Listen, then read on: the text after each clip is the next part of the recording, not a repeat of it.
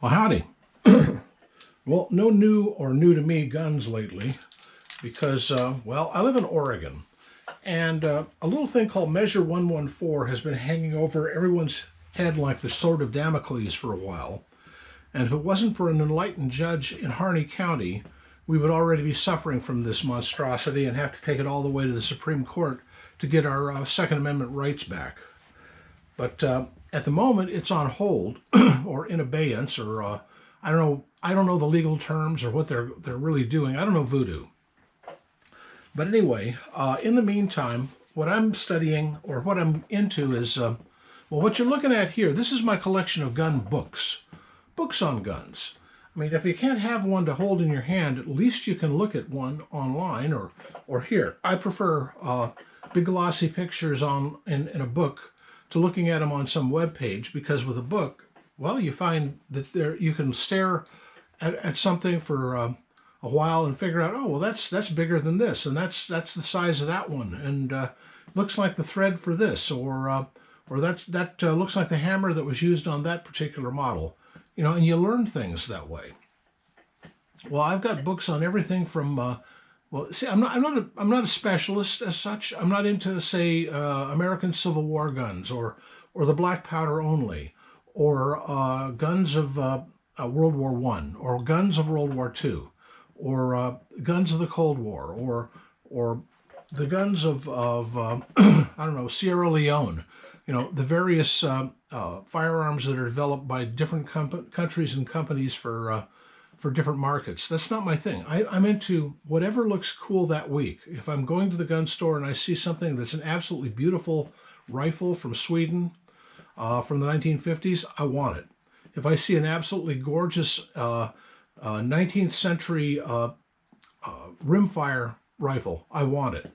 But if I can't find it, or if I can't find anything about it, or if I can't have it myself, I'll get a book about it.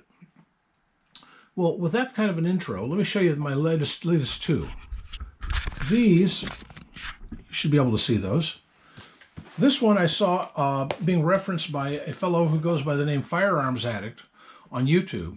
Thank you. And the minute I saw that and saw what he was up to, I paused the video, scribbled down the title, and looked online and found a bookseller who had it and shot off an order.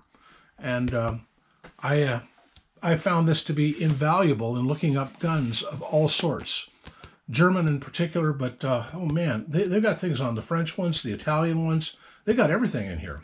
Good book. And this one, this is a revolver I've always wanted to have in hand, but I never have.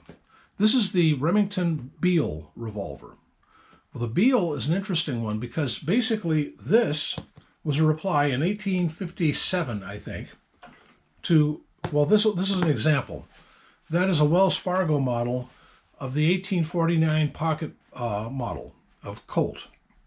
And this is actually the gun that made Colt, well, made him popular. Yeah, you can say that the Walker was their big seller to the military in the 1851 and the 1860, really did them proper with the military and the Civil War. But a lot of officers carried one of these in their pockets, a lot of on both sides of the conflict.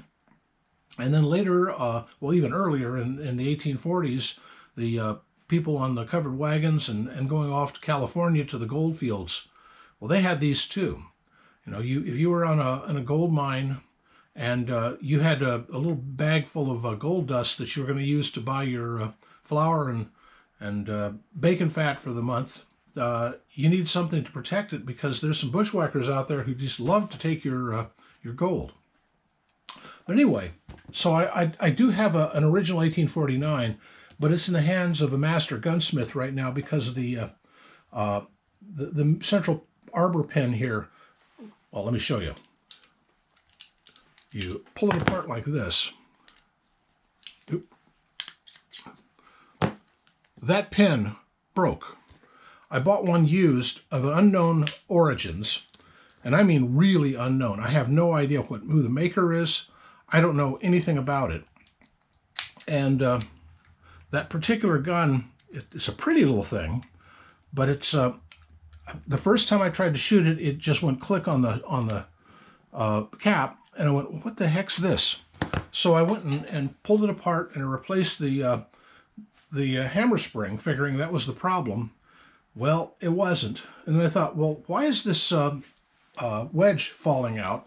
So I went and bought a spare wedge and tried it. It didn't work either. And I went, what the heck? So I took it apart again. And the front part of the arbor pin had completely cracked off. Well, I tried to repair it myself and ran into some trouble. My eyes just aren't up to what they used to be. I found that out when I was repairing that custom black powder pistol, and had to end up making that sear 12 times before I got one right. I was persistent, but I finally got it. But that arbor, it's a little beyond my wheelhouse, and Snapper is really good at this stuff. That, by the way, the guy who's working on it, he goes by The Wild Snapper, has a wonderful YouTube channel, discusses all sorts of antique pistols. Highly recommended. Check him out. Anyway, but I don't know if I'll ever find one of these. I know of no facsimile ever made of this, but it's a beautiful gun, just gorgeous, and I would love to have one. I don't care what model, any of them. Isn't that just pretty? Oh gosh, that's pretty. You know, there's the various iterations of it. This fellow really went all out and came up with a discussion of the whole thing. It's not exactly a cheap book. Is it Remington's First Revolvers, the Remington Beale 31 caliber revolver by a fellow named Charles Schiff. And this is published by Mowbray. Mowbray is a publisher that does a lot of gun books. I have several of theirs on the shelf now. But anyway, this is the latest one in my collection, and what I plan on reading tonight. These just came from the USPS delivery. So, I just figured I'd show off what I found. And like I said, I got a few gun books, quite a few. Some of those are kind of rare. Upper left corner, you see the blue one, second from the left. That's a copy of Greener's book on the gun, and that's a first edition. I've got a few others that are really old, like I've got a History of the Colt Revolver by Haven and Builder, I think is the name. I've got the modern library edition, but I've also got the first edition. First edition came from my father-in-law. He had a lot of interesting books too. Also have Phil Sharp's book on the rifle in America. 2 copies of that as well. I've got the library edition, but I've also got a first edition. You never know, you grab what you can find, and I think I found that one in a thrift store. Anyway, a lot of these, I go and haunt thrift stores and find interesting books. They're old used bookstores, or estate sales, or yard sales. I'm non-denominational when it comes to collecting, and I am such a scrounge.